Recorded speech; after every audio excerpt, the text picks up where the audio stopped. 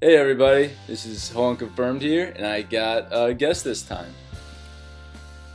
Tack? Hi, I'm Tack. I'm an annoying cunt. I think I've pissed off half of the people in ZUPL. Now that is a fire introduction. And tonight I think we're just gonna do a little overview on the ZU old gens, having a pretty big impact in ZUPL. We saw. If you want like my qualifications for that, I'm counsel in DPB ZU. I'm counsel in Black White ZU. I don't know shit about ORAS, honestly. I got the thread up right now. I'm also 2-0 in Black White right now, so that's nice. Oh yeah, that is. That's good to hear. Well, I thought we'd address the elephant in the room regarding ZU PL Week 2 and the disqualifications, because we saw who was it on Durz's team that brought Gold Duck? It was Heysup. Yeah, it was Heysup. Heysup brought an illegal mod with Gold Duck, and Hamathon or whatever on the LPY's team brought Fracture. And there's a lot of different perspectives and thoughts on the misinformation and maybe who's liable, because immediately those two players lost off the team preview. They brought illegal mods, right? As deserved. Yes. For bringing illegal mods. You bring an illegal mod to a format, it's your own fault, in my opinion. Yeah, and that's something that... What? All of those resources that they claimed were outdated, they weren't. You just didn't check them properly. Oh yeah, and SBPC just added that validator. And he just made validators because that happened. Keep in mind the validators existed before, but no one had them really set up. And he just made it so that they were set up properly. That's all. And you know what? There was a lot of problems, and there still is as I'm recording, with this information and stuff. But you made a good point, Tack, and this was my initial reaction as well. It was that when it comes to these old gen tiers, I get it if you don't play it, or even if you do, the first thing you can do, the easiest thing you can do is check to see if it's legal, right? Because it's not going to be... Like, if it's not legal, it's your own fucking fault. I can understand, not knowing what the hell anything runs, because most of the resources for that specifically are outdated. Or just inaccurate in some cases. Yeah, it's like the DPP viability or sample teams. I'm pretty sure every single bit of DPP resources is probably outdated because they were written ages ago and the council hasn't really touched them up since, unfortunately. A lot of us are just busy and don't have time. Yeah, it's understandable, but going to the ZUPL and outside of PL, these tiers are not going to be very heavily played. But we have the arguably most important resource properly updated. So why didn't you check properly? Yeah. Yeah, and I think why didn't your managers check properly either? That was the big thing. I thought the managers, the ZU mains, they had enough knowledge, awareness. Word of mouth passes around. There's a reason. I can understand some of the managers not knowing, but Flamenco's got DQ'd because they brought a mod that isn't legal to old gens. The old gens dictator didn't even check his team's stuff to see if it was legal. The fuck? Yeah, I still think that's really funny. Good for Durza. Yeah, well, it's a mistake. I think that the validators and all this publicity that it's been getting, I mean, it would be a catastrophe if this happened a third time, If this happens a third time, I'm gonna lose my shit. Oh god, it'd be great. It's still bad enough it happened twice. Yeah, it shouldn't have happened at all. Yeah, and I think there's a lot of perspectives on this. People have had a lot to say. LPY, I think, talked about how Fracture was at the end. It wasn't even in alphabetical order where the ban list was. It was originally in alphabetical order or something, and then like the two most recent mons that had been banned before people stopped caring about ORAS was Fracture and something else, and they got slapped at the end. Fracture and Simisear. Fracture and Simisear. Because it was seen as easier at the time. Mm-hmm. If you went to Electroid, the Flareon, if you are legitimately checking whether or not something on your team is banned, it is easier to just Control F than to scroll through an entire list anyway, no matter how it's sorted. Yeah, there's a lot of... Man, it's just I think it's a bummer it had to happen, but ultimately I do think the collaboration of the entire team, double checking these things, it could have been avoided. Yeah, it was 100% avoidable. I think the only upside of it is that it's two players on opposing teams in the same match, so it was kind of just like a best of 6 instead of a best of 8 in practice. So it didn't screw up anything particularly heavily results-wise. It just heavily skewed everything towards where Sun Moon was, which honestly it already was. Yeah, and as it should be for the most part. Okay, so yeah, Heysup versus Tony. Lead matchup here. Tony brings a Persian. Heysup brings a pseudo. Heysup gets taunted. No rocks. It's a risky play by Tony because pseudo could very easily just smash that Persian, and it's gone forever. Yeah, that was risky. And I actually had some insider information. So it all worked out in the end. Yeah. I knew Durza liked Sudowoodo as a lead because for whatever reason we built DPP together like a week before ZUPL. So. And you tried out Sudowoodo. Yeah, we tried it out. Worked out nicely. Yeah, to an extent and all. I mean, the Wood Hammer explosion kind of had 4 move syndrome, but yeah, then it was risky. Persian, you turned into Tangela, which hard walls it without boom. And Heysup was not boom in this case. He was Sucker's Edge Hammer. Mm-hmm. Which again is part of the problem. I don't know what's optimal, honestly. But...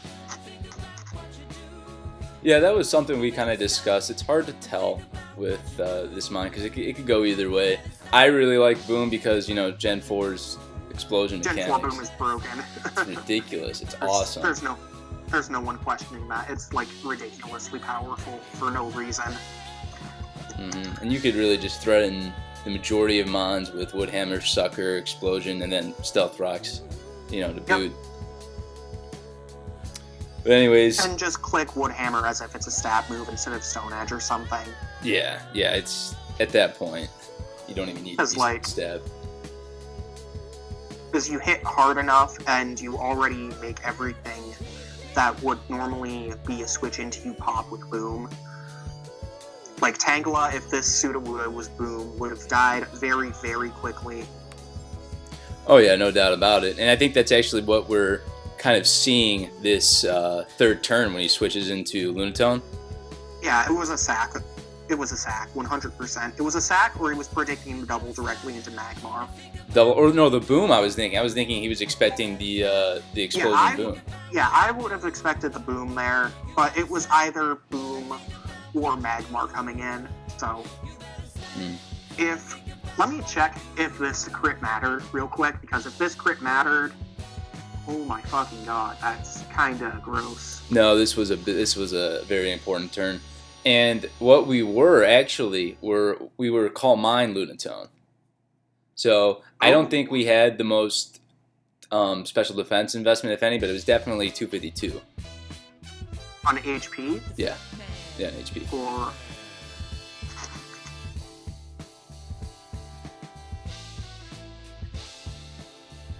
Alright, so I'm just gonna assume this is timid. Mm-hmm. Hidden power. Graph, since I don't think anything quad affects this mod at all.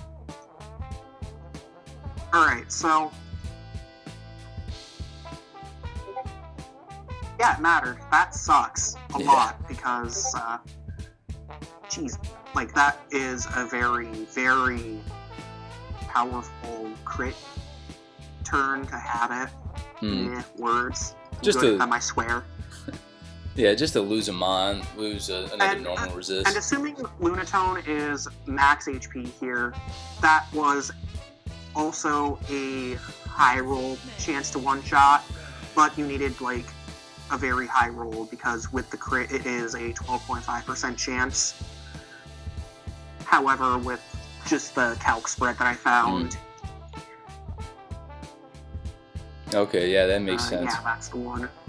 The crit is guaranteed to kill, so that sucks. Yeah, it was a bummer to see that Amon gone already on turn 4. Yeah, especially since it probably one-shot Magmar. With Earth Power, is that what you had, or? With Earth Power is what's on the calc set, yeah. But that's also like Life Orb modest crap too, and I don't know your exact spread, so not sure if it actually did it, but. Yeah. Yeah, a bit of a bummer. It certainly threatened it heavily, that's for sure. Yeah, you know, because come turn 4, or 5, I mean, with the Kecleon switch in, would have been easy. Makes the color change. And then Keck comes in, gets up some rocks on Pseudo coming in again. Yeah. And the game just gets hard for Tony from there, when it probably shouldn't be.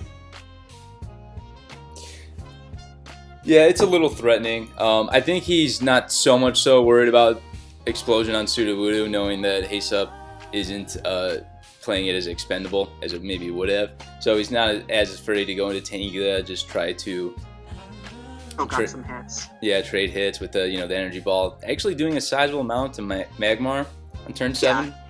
Yeah, it hits. Yeah, that move hits really hard because Tangela has high base special attack, and Evia wasn't at this gen, so. And this is where you can almost make an argument for Leaf Storm if you're using Tangela as a pivot. If you are using Modest Tangela as a pivot, Leaf Storm should absolutely be on your set. Yeah. In this meta, at least. It's totally a go-to. Anyway, I'd have to scroll back to this turn to see what's actually revealed, and I don't really feel like it. But overall, it was a very, very close game, despite that early crit, which should very much have put it in Heysup's favor, since Tony kinda needed that Lunatone for a couple things. In particular, Fearow, the Magmar that crit it, Ball Rain, honestly, depending on the set. Yeah, a lot of things could have just helped the core in general. We're lucky we didn't see the stronger. We didn't even see Diglett on Heysup's team, right? Yeah, and that could have been. If it was Choice Band Diglett, that could have been something that we were helpful for, but, thankfully he didn't bring that. Yeah, Diglett looks super scary to this squad, as it does trap Kecleon pretty reliably. But yeah, or at just least, prevent it from switching. Yeah, going through the turns, we saw the sub War Turtle with Ghastly helping with the toxic damage and actually getting a one-hit KO on Fearow with With what, Life Orb Sludge Bomb? Yeah, the Life Orb Sludge Bomb. That was really cool. I wasn't expecting that much damage. Grovyle comes in. Ghastly hits hard for this meta. Oh yeah, it's unbelievable, but it's also really frail. That thing goes down. It dies if it gets touched with a paper. Pretty much. But yeah, turn 15, I want to say, after that Fearow dropping, there's still a lot in Tony's favor. He has to switch out from Grovyle being a little bit faster than Ghastly, but instead he just goes for the sack. If he wanted to keep Ghastly alive. He tried to play around like a double, and if not, Persian could come in and get some chip on Grove pretty easily. Yeah, which is what we see with the U-turn come turn 17. Yep. I don't know the exact mindset behind each of these players in the game, because I'm not them. I'm not going to pretend to be. What the fuck was that? What, you hear something in your head? I'll be right back. I need to make sure no one's, bleeding out in the hallway. Okay. You do you, Tack.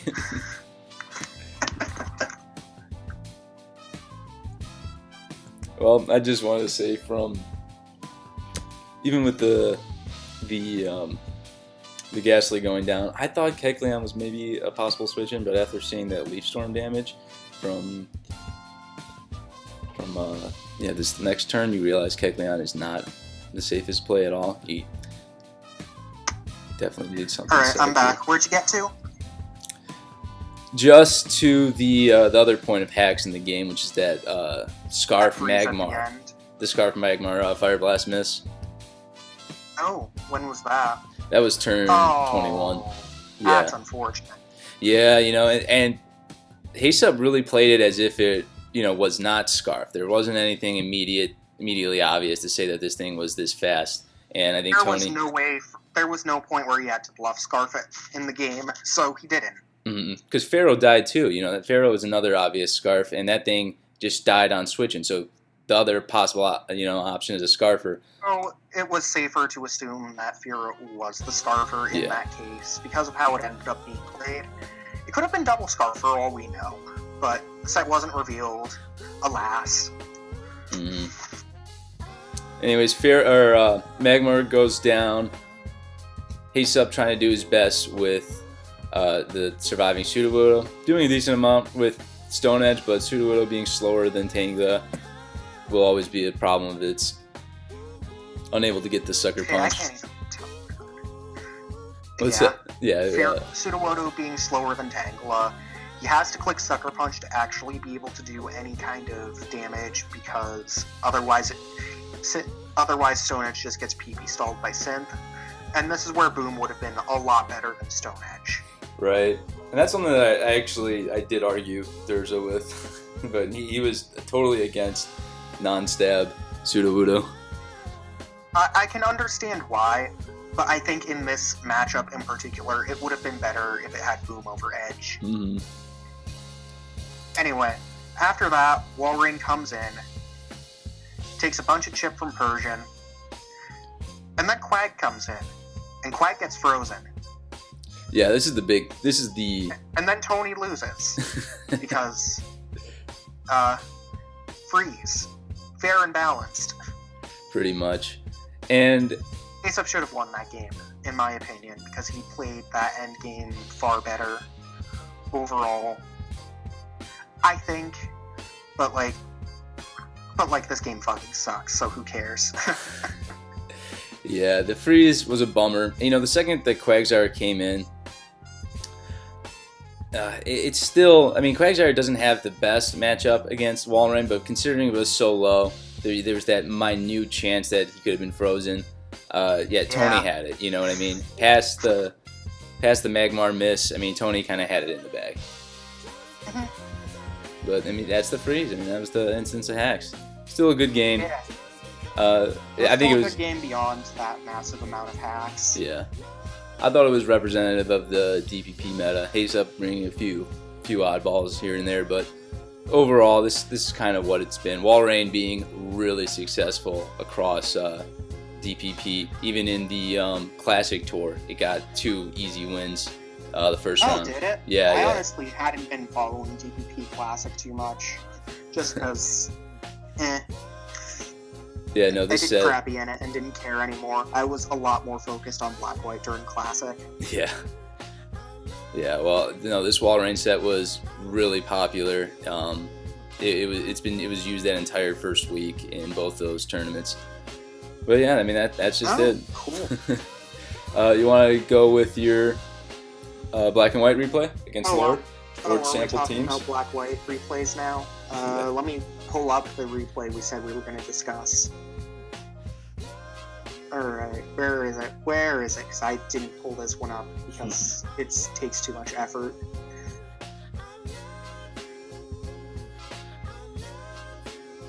Alright, I got it up. So this match is me versus Lord Sample Team. Absolutely. Or as his friends, or as a certain friend of his called him, Lord of Shit Meta. Lord of Shit Tears. Shit Tears, yeah, that would add up. That's It's a joke, someone else said. I don't claim it. I don't want to claim it.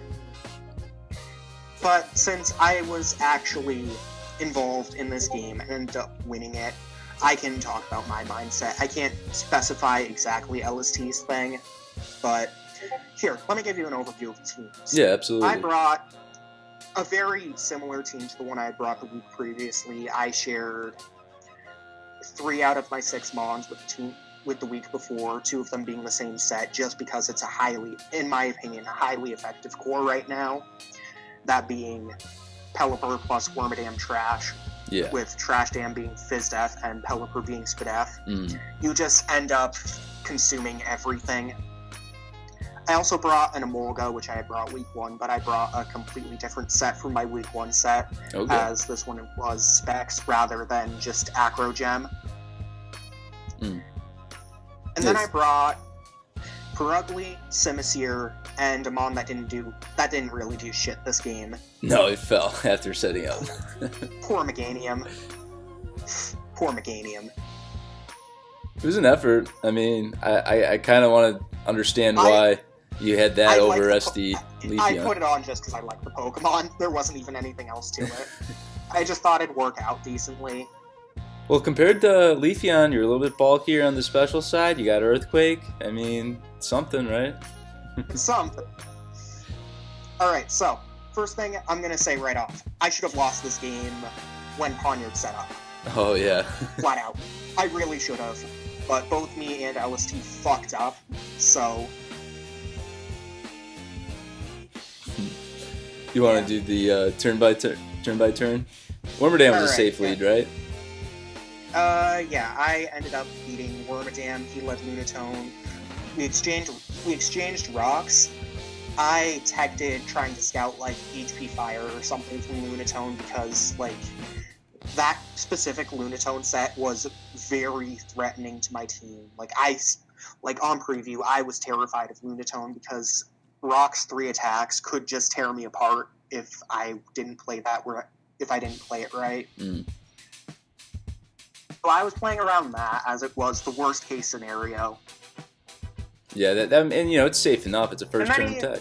And then on turn 2, he doubled into Poniard on my Protect from my Wormadam. Yes. And Poniard's actually really scary.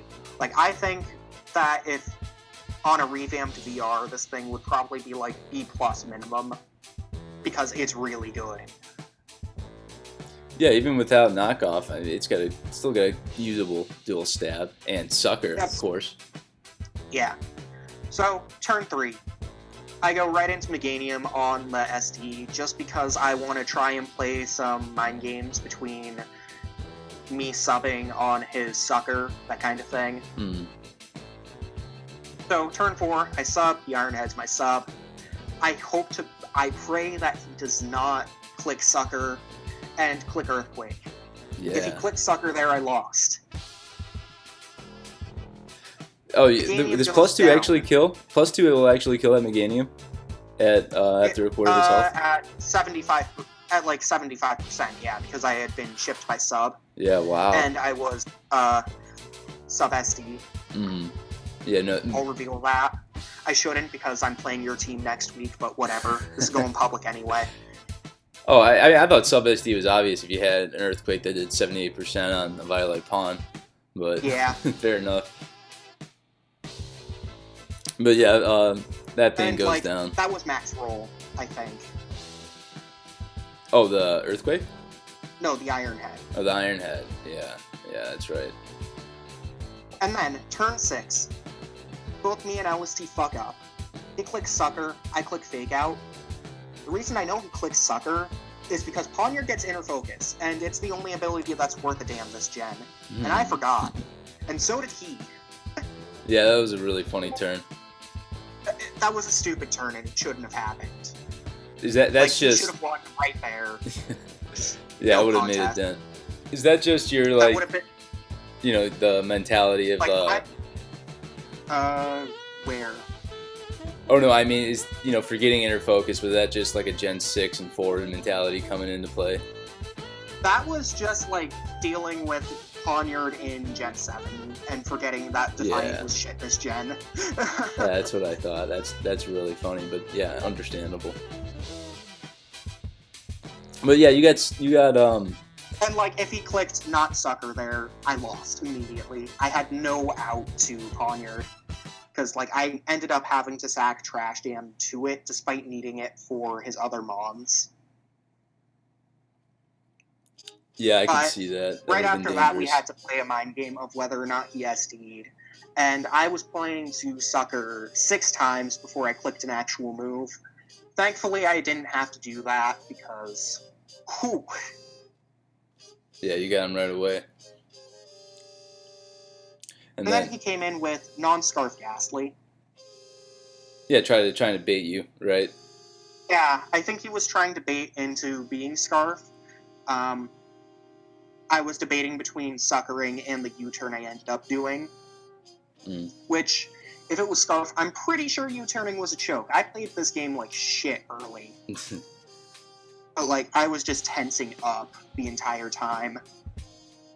Yeah, that could happen. It's understandable. And once I hit the U-turn, I just looked at the Ghastly, looked at my team from the previous week, checked my team that I was playing that week, thought about what he would consider prepping, and what he would consider clicking. So I assumed he had checked my replay from the week before, brought T-Bolt Ghastly right off the bat, because, like, Wormadam plus water is good. Yeah. In my opinion.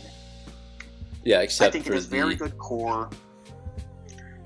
And having T-Bolt Ghastly lets him answer that core pretty nicely, because Ghastly can break through Worm and T-Bolt kills Pelipper no matter what you have your spread as. Oh, totally. So, since he was staying in with non-Scarf Ghastly, I assume it was Life Orb, I decided to go Emolga, since that would devour a T-Bolt and just eat him on for free afterwards. Yeah, that was a great play. You know, I don't think anyone immediately thinks T-Bolt on a Ghastly, so I think that was a great play on your end. If you say so. But, like, if he had clicked either stab move, I think that Emolga died. It was a risky play. Oh, yeah. I don't know if it was... It worked in game, but it was a very high risk. Totally, but it was the read of the week. I was already kind of on a foot down because Poniard had put me in a state of, oh god, what the hell is going on, you know? Yeah, I understand how that pressured you like that.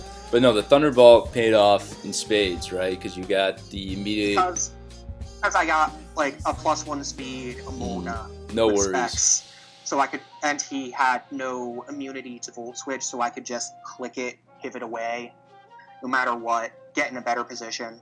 Mm-hmm. So the first thing I did, after getting the Volt Switch off, because he decided that sacking Ghastly was prudent now that he had revealed non-Scarf. Yeah, non-Scarf. Which, honestly, I agree with my team comp, as 3 of my 5 remaining Mons beat non-Scarf Ghastly 100% of the time. Yeah, all your offensive Mons are already all faster. I mean, there's nothing it could really do. Yeah. Like, I think it might have been worth saving if he could get it in on Wormadam or Pelipper, but beyond that, it's not the best in the matchup. You had immunities to its 3 moves. You know, it's 2 stabs and Thunderbolt. It was going to be hard to play, to say the least. And it was very annoying. Yeah. Yeah, and you already made a mess up with the Thunderbolt. Also, the Mon that it hard-walled on my team had already died to Poniard, so Ghastly wasn't the most useful thing in the world. Yeah, it's understandable. So you go out into Perf, or is it for the fake out? You know, just a free scout. It just has a good matchup against the entirety of his team. Yeah. So I figured it was safe. So he went right into Leafeon, and I had no idea what Leafeon set this was. So I made a play that, in the moment, everyone thought I was fucking stupid. But no, this was a calculated play. I tell you what. There were 2 sets of Leafeon this could be, in my eyes, since it revealed non-lefties. Yeah.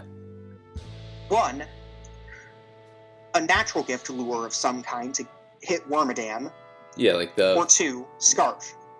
In practice, I believe it was Scarf, but it wasn't actually properly revealed. Okay, yeah, we'll see that. And I assume it is Scarf in the end because he stayed in on my Scarf Simi. Oh yeah, I remember this play right into your special defensive Pelipper. On a Leafeon. On a Leafeon, I was yeah. over-predicting at that point because if he pulled out a Fire-type natural gift on my Wormadam, I probably lost. Oh yeah, that would have been... like, that... So, like, I couldn't let him do that, as it was absolutely the worst-case scenario for me, and the only way he could actually tear apart my team for free at that point. Okay. Yeah, I could see that. Also, like, I didn't need Pelipper anymore, so... Because the only thing it walled had T-Bolt. Yeah, as we found out. Yeah, I could see that. You know, Pelipper was probably going to have to be a sack or something. Pelipper was just a sack at some point in that game anyway. Maybe it got a scald off or something, but it wasn't too useful in the matchup. Yeah, I'm glad you explained the Pelipper switching, though, because I remember seeing that thinking, why aren't you going Worm? No. I am not going to lose to a lure that I considered bringing. Absolutely fucking not. Which is fair enough. So you sack the Pelipper, go right into the safe switch into Simisear? Yep, because if he understood that I was Scarf, then he would have doubled out. And I think he did understand that Scarf was a possibility, but I don't know if he properly expected it. Like, he probably thought I was Life Orb or something. Okay, yeah. Which, whatever. Or if he was Scarf himself, he may have wanted to get you into, like, fake out range, right? If he was expecting Life Orb. Yeah, something like that was what he was playing towards, I think, since he stayed in. Yeah. He also might have expected me to double again, which, reasonable play. I didn't go for it because I figured I could get some chip on something with Flamethrower. Yeah, but you ended up getting the kill. Not bad. Revealing your own Scarf. Yep. Assuming he was actually Scarf, of course. But Flamethrower, only Scarf Seer actually runs it, so it was pretty much revealed at that point. And then out comes that Lunatone you were really afraid of at the beginning. And out comes that Lunatone again. So, first thing I have to do, I need Simi in this game. I needed to break Whirlipede. I really want it for Purugly as well, if I can get it for Purugly. Since Scarf Focus Blast is a nuke, and he can't really put me in fake out range easily. If I remember my calcs right. I think I might have put myself in fake out range by switching, but whatever. Into what? Does fake out do 50% or like fake out into Sucker? I was thinking like fake out into Sucker. Yeah, that would have been dangerous. Yeah. Alright, so I figured at this point I had to bite the bullet, risk him being HP Fire on the Lunatone. Yeah, and he clicked Psychic on my Simi. He switched out, so he definitely wasn't HP Fire. Yeah, which is I went for a Toxic on the Whirlipede, which I think if it could get in at any earlier point, would have been very, very worrying since I did not have hazard removal of any kind. I think it was a risk. I think it paid off in this case. Yeah. It was kind of hard for Whirlipede to get in. You had your... I had a bunch of stuff that threatened it. You did, and you kind of prioritized that Pawniard first, making a dent as well. Yeah. And it made a dent in the things that Whirlipede could actually get in on. Mm-hmm. So... it was just hard to get Whirly in this game, which was very good for me, because if he got Spikes up earlier, I was pretty boned. That would have been... I think. Yeah, I mean, Simisear would have been a whole quarter the health down, the second time he came in. So, on Whirlipede, I know it's a Spiker of some kind, and he's going to click the Hazard. So, first thing I do, go Emolga on it, just because it threatens it out. And I get some chip on Luna when it comes in on whatever the fuck I click. I remember calcing whether or not T-Bolt or Air Slap, whether or not T-Bolt could kill Whirly. Yeah. having it not kill Whirly without any SPDEF investment, and clicking Air Slash immediately. Okay.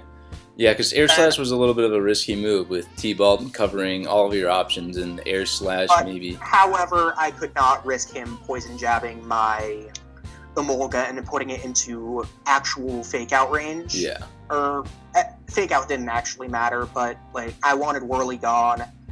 And unfortunately, it does let in Luna, which I just go for the chip on because it's better here, since Scarf Simi in the back does clean up. Yeah, at this point, it's looking pretty good. At this point, assuming he is not HP Fire Lunatone, I have guaranteed the win of the game with Wormadam being at 80% versus Perugly plus non-HP Fire Lunatone. Mm-hmm. And I think that was probably your best win con, right? Just hoping you had the match up there in the late game. I think at that point it was the best line that I had access to. And he went hard into Perugly, either hoping I missed or choked or whatever. Yeah. I don't know. I just wanted to sack Simi at that point because I didn't need anymore. Mm-hmm. Guaranteed the safe switch into Wormadam, stall the rest. Yeah, it looked Pretty good. much. But you ended up getting the 2 Focus Blasts, and that secured the win. And that was a good game, Tack. The Focus Blasts, both of them could have missed, and I still think I would have won that game, just off Worm. Yeah, off Wormadam. It was a simple enough win con to understand. See? No, I thought it was a cool game. I think you definitely recovered from that Pawnyard. That Pawnyard stress. Yeah, that would have been dangerous. And I still think that right into your Emolga from a blank Ghastly to predict Thunderbolt was one of the best plays there was in this, for the week. Like, I brought 3 of these mons the week prior. I figure that it was something he would prep for, as LST would absolutely try versus me, in this particular meta at least. So, I'm happy with how the game went, because I won, but, That was tour play, I think, at its best. Yeah, that was great. And then on to the very last replay, and I just kind of want to wrap this up, because I think it's already a long video as is. But this is just I talk a lot. No, it's all good. I think... Since that was my game, I could go into detail of my end of every turn. Yeah, I think people are going to find that valuable. But we just had the... So let's check out this Kush game. Yeah.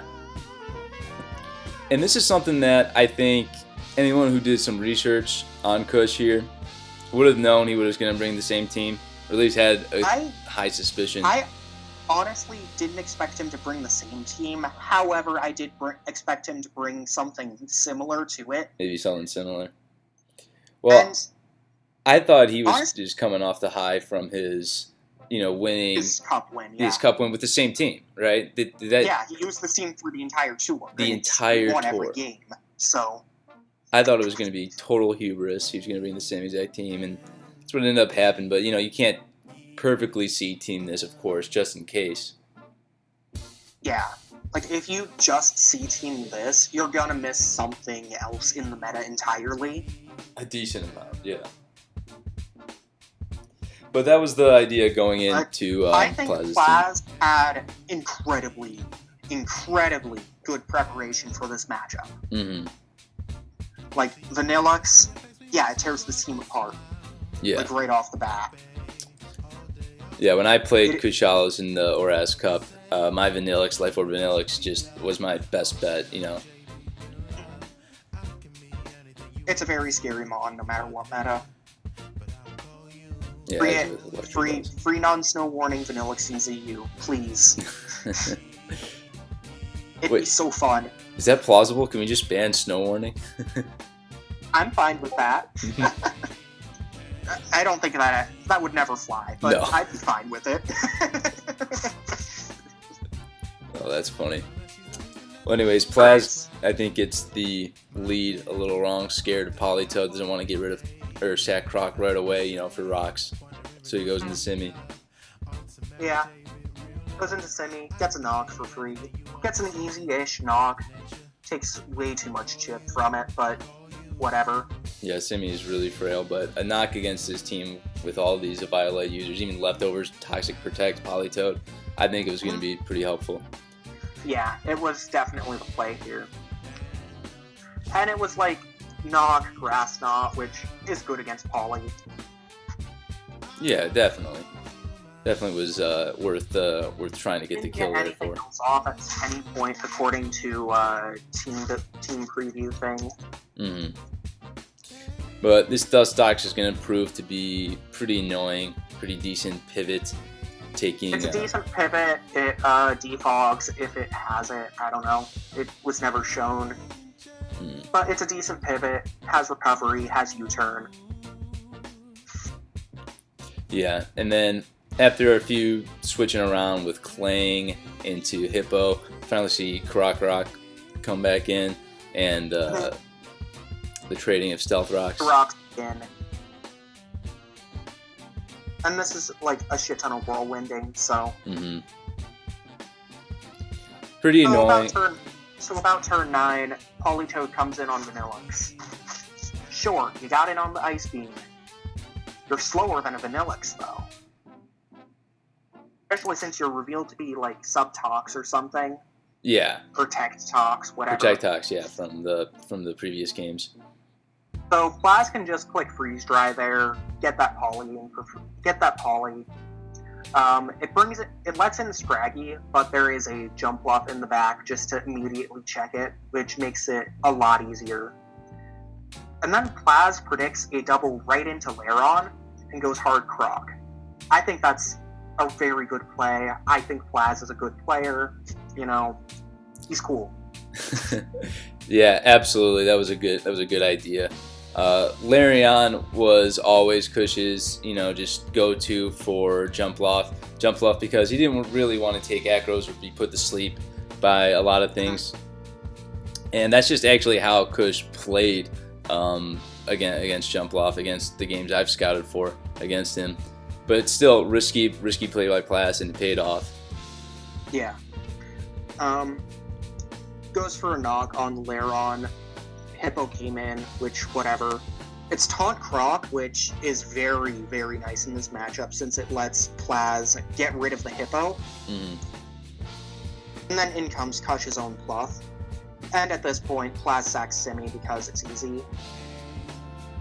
Yeah, on turn 17, Simi was in Rock's range. May as well get the free switch into Electabuzz, Vital Spirit, so it doesn't even have to worry about Sleep Powder.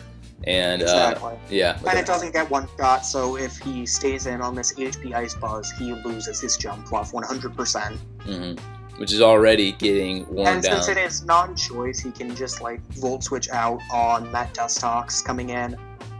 Yeah, very free. Safe plays by Plas, but he had the matchup here, especially at this point. So Clang came in. Well, he didn't actually have it completely in the bag at this point because right after Dustox on Clang, Clang misses a gear grind on that Scraggy, which sucks because that lets Scraggy set up some bulk ups. So Plas has to go hard into Jump Bluff and gets a turn 1 wake from the Scraggy, which sucks. Like, it really sucks, because that was a +2 Scraggy, and he needed Jump Bluff to be a reliable answer to it.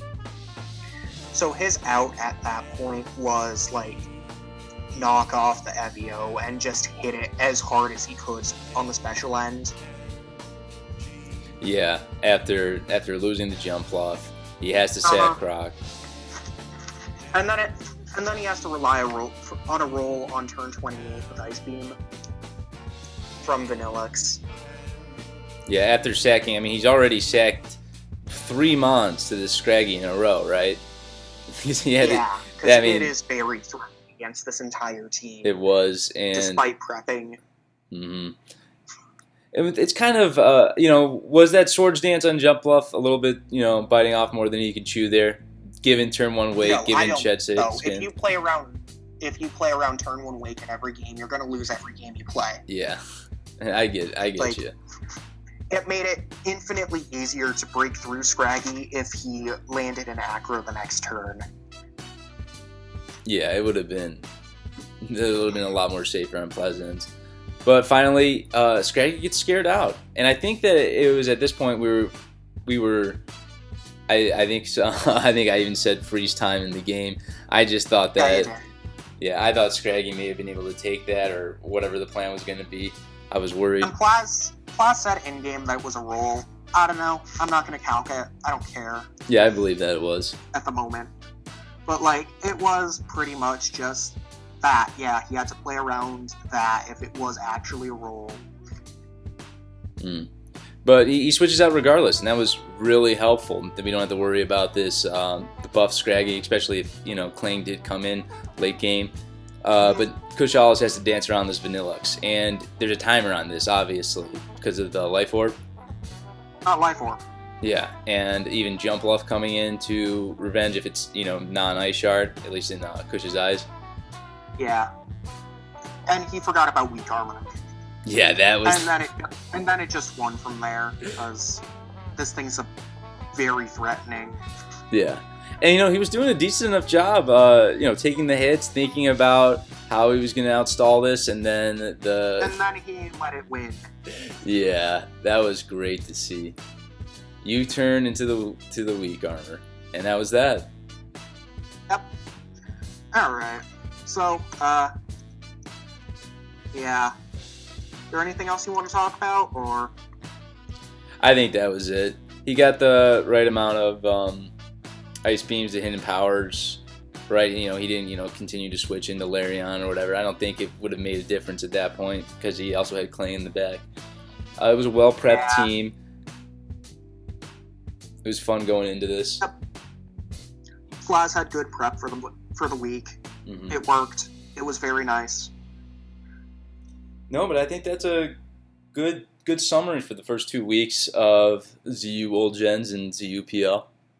Mm-hmm. Yeah. Oh, I wanted to thank you for coming on, Tack. I think your commentary I just like doing this kind of stuff. Yeah, thank you, Tack. And then I think I'll do another Sun and Moon roundup come around maybe tomorrow. I think I got some free time. Just don't include me in that. I'm not up to date on Sun Moon right now. I got you, man. Just a few more highlight videos. But yeah, thanks everyone for watching.